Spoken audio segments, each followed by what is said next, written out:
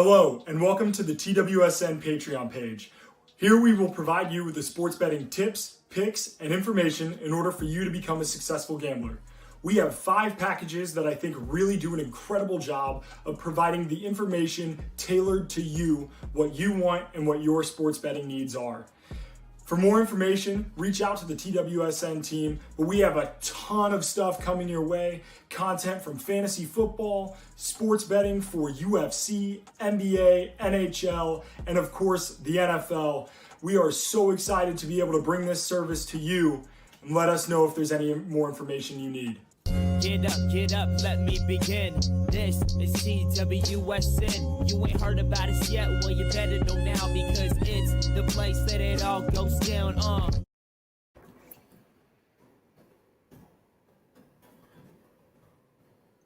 Well, we're back.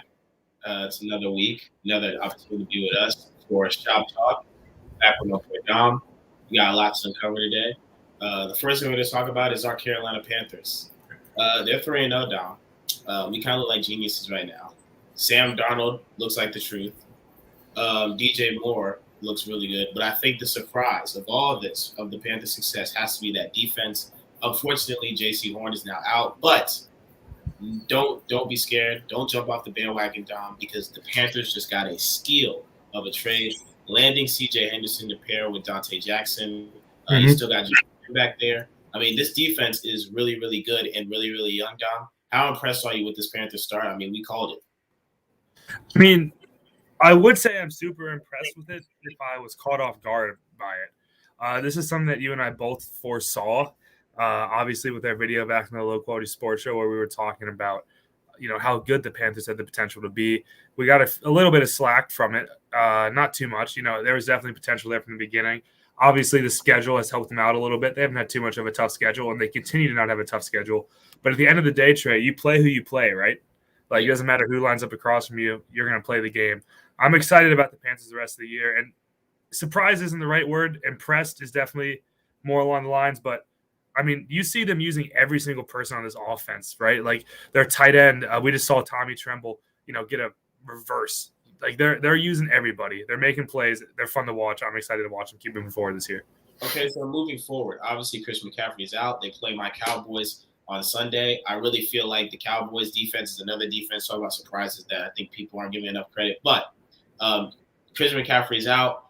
Do you expect Sam Darnold to be asked to do more going into this week, or do you think that it's going to be Chuba Hubbard, who's, we expect to replace Chris McCaffrey, that just sort of take some of the bulk of the work in the backfield and doing some of the stuff we saw McCaffrey do? Fortunately, the position of running back is a position where that you can kind of throw somebody in and they can play for you, right? Like, that's not to say, obviously, he's not going to have the same production as Christian McCaffrey, but an undrafted free agent running back can go in for a few games and hold it down just fine. I think it's going to be a tough game for the Panthers. I like the Cowboys to win the division going into the year. Obviously, the Panthers have been off to a great start. If they lose this game, I don't think there's any reason to, press the panic button. I think it's really early. And honestly, to be frank with you, Trey, I think it's going to be more on Sam Darnold than anybody else.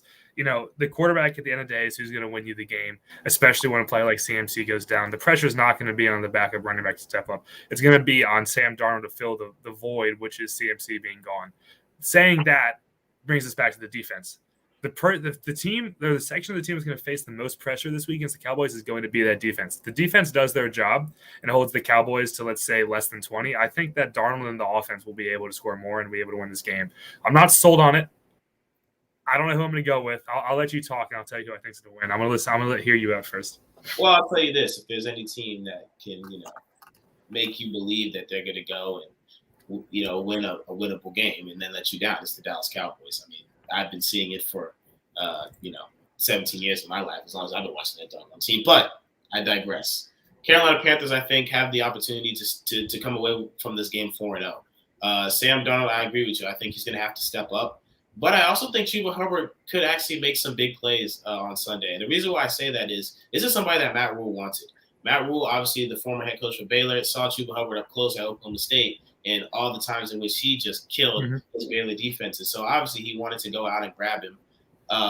And I think Chuba Hubbard has made a lot of flashes when he's had the opportunity to be in there. Christian McCaffrey is such a workhorse. We really don't get to see him run the ball all that much. But when he's gotten in, he's been able to, make the most of his opportunities. And I also feel like, Sam Darnold's going to ease him into it, and he's still going to be able to be a safety net for Sam Darnold. Sam Darnold doesn't have to play amazing. As good as this Cowboys defense has been, I still think they're very vulnerable. The big thing that the Cowboys do really well on defense is they find a way to get off the field with opportunities. So, if Sam Darnold, the issue is that Sam Darnold is still a gunslinger, right? If Sam Darnold can sort of limit his wants to go down the field and try to make the big splash play and just sort of take what the Cowboys give him, he has an opportunity to really have a good game and be able to come away with a victory for the Panthers. But, with all that being said, Sam Darnold has having a really good start to the season at quarterback. Right. As for Justin Fields, somebody who many people thought would end up in the Panthers uniform, he's with the Bears. He had his start versus your Brownies this past weekend. He didn't look quite as good. What did you see as a Browns fan from Justin Fields? I saw a rookie in his first game starting in the NFL playing against one of the top 5 best defenses in the NFL and arguably the best defensive front in the NFL. There is no reason to jump off the Justin Fields train yet. We saw what he could do in the preseason a little bit, and this is something that I consider him to continue to build on. The Bears are a tough team as it is. I don't put too much of this on Fields. Obviously, it was ugly. Ozzy has O-line up here. Yeah, I'd put this game more on the O-line than Justin Fields. Not that he helped them out at all, but at the end of the day, if you're not giving your quarterback time, you're not going to win. He had what did they say? 1 yard of total passing is what it was. It was tough. It was tough for Justin Fields. It was good as a Browns fan. Don't get me wrong, but I mean, just you have to watch him progress. You see in this clip right here, Ozzy just pulled up, the happy feet in the pocket. That's something that he's gonna have to work on as he grows. Like you just watch him drop. You see how he's stuck, but he's not really having the opportunity to make plays. His feet aren't ever truly set. As he grows in his career, he'll probably do a better job of feeling stuff out. But his O-line didn't really give him a chance against the Browns. So before we started this show, I had a very long conversation with Ozzy, our producer, about it. Really was about the Jets, but I think you can apply this to the Bears as well. Fields is just not ready to take the realm and be that starting quarterback, and it isn't his fault. That team around him is not ready for him to step in and be the person. I remember hearing a lot of analysts saying because Fields is so mobile, you'd want to start him simply because he'll be able to get you out of a lot of bad situations. Watching that game, Dom, I mean, Michael Vick can't get him out of some of the situations that Justin Fields is thrown into. I mean, linemen, it's hard to guard, Myles Garrett to begin with, but when you're not even giving yourself a chance with your technique, you're not going to be able to protect your young quarterback. And I think it's really unfortunate because Justin Fields is a great player. And all these people were all year begging to see him start. And I was one of the people that felt like that team just isn't ready to have him be their starter. Nobody was open. The line couldn't protect. He was back there running for his life. It's a hostile environment playing in Cleveland. It's going to be very interesting. But what threw me off the most is that Matt Nagy came in the press conference and said that there's a chance that, Fields starts again. And again, I'm not saying that I think Fields is bad. I think Fields, in the end, is going to be a great quarterback. Mm-hmm. It just what this game told me, Dom, is that it's time for the Bears to really think about scrapping this whole thing and just starting from scratch. Well, this is what I want to say, Trey. As we're talking about the whole issue with the Bears as a collective unit, we talked about you mentioned the wide receivers briefly. I want to read off the stats to you, Trey. According to NFL Next Gen Stats, Fields targets averaged 2.1 yards of separation against the Browns defenders Sunday, while targeted wide receivers averaged 1.3 yards of separation, both league worst by any team this season. I mean, what do you expect him to do? It's tough. I personally think that he should stay in there. By this point, he's got one. I would hate to pull him. That would be bad for the confidence and a bad look for the Bears. I say ride out with it. Maybe Dalton goes back in the future. But for right now, we just need to see better production from everyone on the Bears offense, not just Justin Fields. And was it just me or did it seem like the Bears really didn't help him out either? Like, I remember the go-to thing every time you have a young mobile quarterback when they're struggling to pass the game is everybody goes, read option, run the ball. Let him get his legs involved. That never seemed to happen to me. I mean, it just looked like a complete mess. And the biggest question I had is, where was Allen Robinson? Allen Robinson was somebody who's supposed to be franchise tag. He's supposed to get this big contract. I didn't see him make any plays.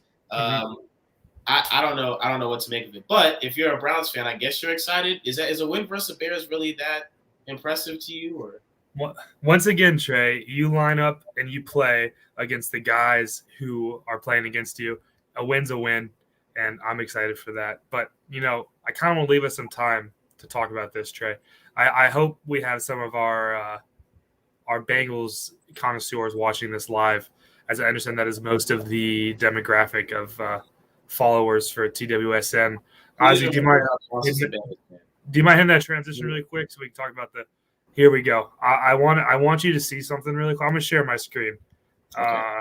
Let's see if we can do this. We're doing it. Here we go. Ready for this? See a screen sharing? We're sharing it. Yes. How does that look for you, Trey?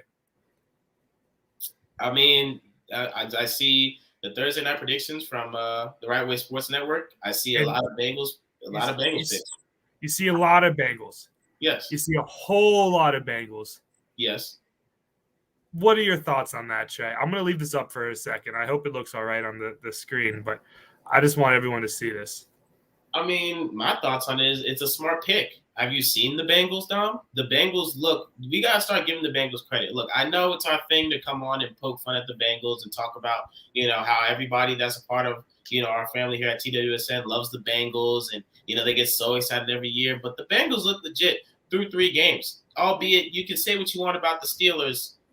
They, like you said, you play who you play. They are doing their thing. And I think when you look at the matchup tonight, a Thursday night matchup that quite honestly, it's hard to get excited about.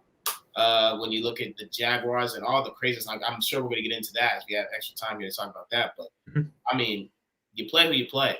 Bengals, Malik is there. You know what I'm saying? I feel like it's a great pick. The Bengals are going to take care of business tonight. I think we're going to see Joe Burrow really make some plays. I think the Jamar Chase show is going to continue, especially with T. Higgins being out. I think Joe Mixon has a chance to make some plays as well. I like the picks. Do you really think the Jaguars are going to win tonight, Dom? The Bengals have won. They won a game against the Vikings in overtime by 3, which they should have lost. I won't say that. They could have lost. They lost to the Bears by 3. And Trey, you just made the comment a second ago of do you even count a loss to the Bears, or do you even count a win versus the Bears?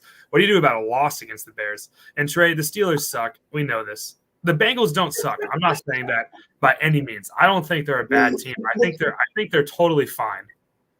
They're playing a hungry Jacksonville Jaguars. Yeah, no way. Don't you say it. Don't. When you're 0-3, Trey, when you're 0-3, you're going to do everything in your power not to lose that game. I'm going with the Jags on this one. And this is why. Who's going to cover? They just got rid of their best corner. There isn't anything exciting about this defense. You can't sit here and look me in my eyes and say you truly believe the Jaguars are going to get it done. I don't even know what the Jaguars are doing at this point. I really don't. Don't say it. Can I say it now? Say it. I want this on script for all of TWSN to see. The Jaguars are winning this game tonight. And it's going to come down to one man, a man who has played horrible in his first 3 games in the NFL. Despicable for a number 1 pick. Hasn't had the best luck. And the answer is going to be Trevor Lawrence is going to go for about 300 tonight, 3 touchdowns. And it's going to be fantastic. And everyone's going to walk around and say, oh, poop, I took the Bengals. All 6 of our experts who picked the Bengals, very smart people, all of them, very fantastic at their jobs. And I'm really excited that they said that so I can rival them here. But we're going to look at this game. I'm going to come back tonight. I'm going to check the score at the end of the night. And when the Jaguars are on top, Trey, do I get a promotion or something? Do I take Malik's job? No. First of all, I will say this about Trevor Lawrence. I know a lot of people now are beginning to harp on Trevor Lawrence's performance, and no doubt you'd expect more from a first-round pick. But, again, it's one of those things where I talk about the Jets, talk about the Bears. I don't think the Jaguars are in the position where we can properly grade Trevor Lawrence. He's being asked to do a lot. You want to know how that organization feels about him. He was named the captain the moment he got in that building. He's seen as a leader. He's seen as the person that they want to, be the front runner moving forward. And I think right now what you're seeing is Trevor Lawrence is being asked to do a lot, make a lot of pro reads that you typically don't see a rookie quarterback being asked to do. And he's asked to make a lot of plays that typically you don't want to put that type of pressure on your rookie quarterback. So, yes, we expect a better performance from Trevor Lawrence, but it's hard to put that type of pressure on him and give him the reins to do all these things he's doing with the offense when that team around him is I don't think, fit to do that. They just traded away not just their best corner, but you can make an argument that C.J. Henderson is their best player. I know you got Chase on, you got some other good players on there, but he's certainly one of those guys where C.J. Henderson was one of the bright spots on that team, and they just traded him away like it's nothing. I really don't know what Urban Meyer is doing. I don't know what the Jaguars are doing, and I think it is crazy for you to think that Trevor Lawrence is going to go into Cincy with a much improved Cincy defense and expect him to come away with, what'd you say, 300 yards? Did you say he's going to throw for 300 yards tonight? 300 yards, 3 touchdowns. To who? Who is he going to? Marvin Jones? Chark? Where? Chark. I'm going Chark mainly here. I mean, Trey, look. You have to understand, the Bengals are just a team that's just not used to winning. So teams that aren't used to winning are going to blow trap games like this. They're going to win the ones that no one thinks they're going to win. So watch, in 3 weeks from now, when I don't know who whenever the Bengals play the Chiefs or a team like the Chiefs, everyone's going to say, oh, the Chiefs are going to win. The Bengals are going to win that game. But the Bengals are going to lose this game because it's a trap game. They're coming off hot against the Steelers. They're going to be all cocky, and then they're going to get punched in the mouth by Trevor Lawrence and Urban Meyer. Malik is not here to defend his team, so I'm going to do my best in his absence, and I'm going to say this. This is not the same Bengals team that you're referring to. This is a new Bengals team. And the key is we already saw how they handled horrible play calling decisions by Zach Taylor and that coaching staff, and they still came away with the win versus the Vikings. So that's how you know it's a different team, okay? And you forget that Joe Burrow is the captain of this team. He instills a confidence in those players that not many quarterbacks can. And I also believe that he has the opportunity, is looking at that Jaguars defense like, I have the opportunity to throw for 300 yards like you think Trevor Lawrence will and make plays. Everybody on that offense has a chip on their shoulder. From the offensive line to Jamar Chase to Joe Burrow to even Joe Mixon.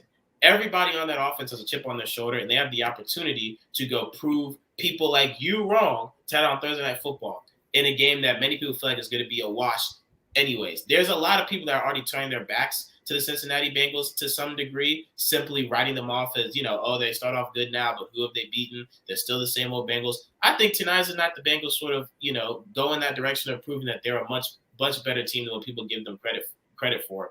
And it's really unfortunate that you're really putting all this stock into a Jaguars team that has no direction. You clearly haven't watched any Jaguars games. I mean, I've watched Jaguars. It's been brutal. Like MVP in week 1. How could you even say something like this? Trey, I would love to continue discussing this. The Jaguars play a clean game. They're going to win tonight. The Bengals are good. They're not great. They're very beatable. We're bringing in Ozzy from backstage. Ozzy, who do you have winning tonight? Give us a brief explanation why, and tell me why the Jags are winning. I've got the Bengals, actually. I don't know what you're on about with the Jags. I don't know what you see in them. No offense to the Jags. I'm sure they're putting some pieces together, getting some things moving around out there, but I don't know. You can only lose so much, give boys. James Robinson the ball. They got to give James Robinson the ball tonight, and maybe they have a chance. You can only lose so much, boys. All right, well, I really appreciate everyone tuning in for another episode of the Shop Talk. I'm really excited to watch this Thursday night game. I'm going to turn this on, and I'm gonna be pulling hard for my Jags. I guess I'm a Jags fan tonight. Maybe it's the Florida in me. Maybe it's because I go to school in Florida. I've been brainwashed, but I think tonight's the night we're going to see football Jesus take it over, and let's go. Go Jags. All right. Thank you all. Get up, let me begin. This is TWSN. You ain't heard about us yet, well you better know now because it's the place that it all goes down.